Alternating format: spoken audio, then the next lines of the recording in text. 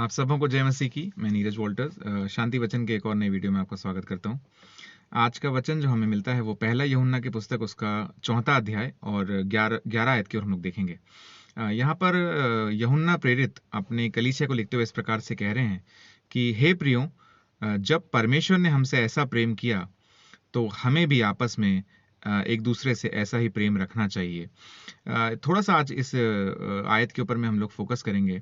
और जब आप बाइबल को ध्यान से पढ़ेंगे, मसीह यीशु के आने के बाद स्पेशली जब आप नया नियम को पढ़ेंगे, तो बार बार बाइबल प्रेम के ऊपर में बहुत ज़्यादा एम्फेसाइज करती है, बहुत ज़्यादा प्रेशर डालती है और बहुत ज़्यादा जोर डालती है बाइबल प्रेम के ऊपर में।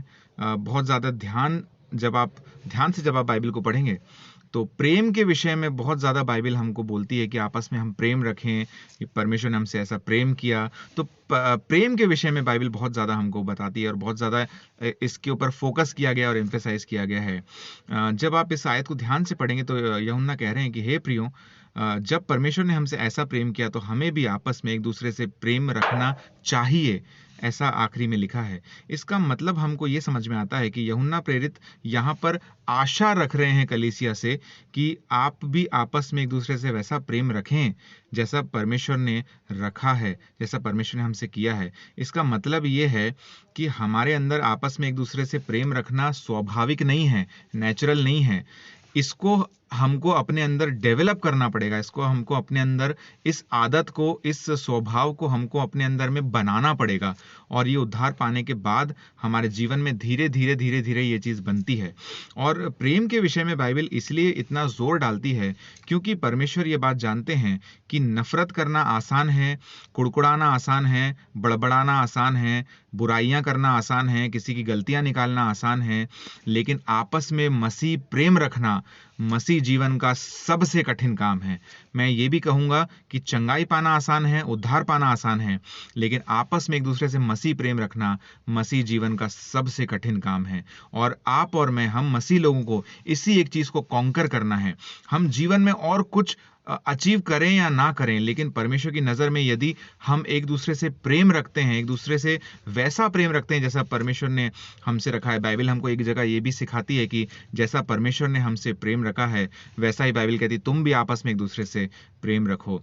तो उस लेवल का प्रेम हमारे अंदर भी एक दूसरे के लिए होना चाहिए। मैं फिर कहूँगा कि शिकायत करना आसान है, दूसरों की गलतियां निकालना आसान है, इसने ऐसा किया और उसने ऐसा किया कहना बहुत आसान है, लेकिन एक दूसरे से मसीह प्रेम रखना और एक दूसरे की गलतियों को सह लेना, ये कठिन काम है।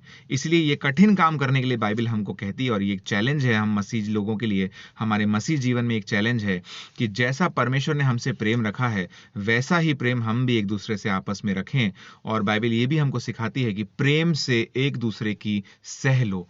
बाइबल ये बात जानती है, परमेश्वर ये बात जानता है कि हम मनुष्य हैं और आपस में हम हमारे जो स्वभाव हैं वो आपस में टकराएंगे और हमारे अंदर मिसअंडरस्टैंडिंग्स होंगी, हमारे अंदर कुछ गलत बातें भी आएंगी। इसलिए परमेश्वर कहता है, बाइबल हमको सिखाती है कि आपस में एक दूसरे की सह लो, प्रेम से सह लो, ऐसी बाइबल हमको सिखाती है। और इस बात पे भी बहुत ज़्यादा बाइबल फोकस करती है कि हम आपस में ऐसा प्रेम रखें, मसीह प्रेम रखें जो परमेश्वर ने हमसे किया है। ये एक छोटा सा संदेश था जो आज मैं आप लोगों के साथ में शेयर करना चाहता था। यदि आप लोगों को ये वीडियोस अच्छे लगते हैं तो इनको लाइक ज़रूर से कीजिएगा, इस यूट्यूब चैनल को सब्सक्राइब ज़रूर से कीजिएगा, इन वीडियोस को शेयर ज़रूर से कीजिएगा अपने फ्रेंड्स और फैमिली के साथ, अपने व्हाट्सएप ग्रुप्स में। जब इन वीडियोज़ को आप शेयर करते हैं तो आप भी मेरे साथ वचन को बांटने में सहभागी होते हैं। इस वीडियो को देखने के लिए आप सभी का बहुत बहुत धन्यवाद। अगले वीडियो में मिलते हैं। Thank you so much. God bless you.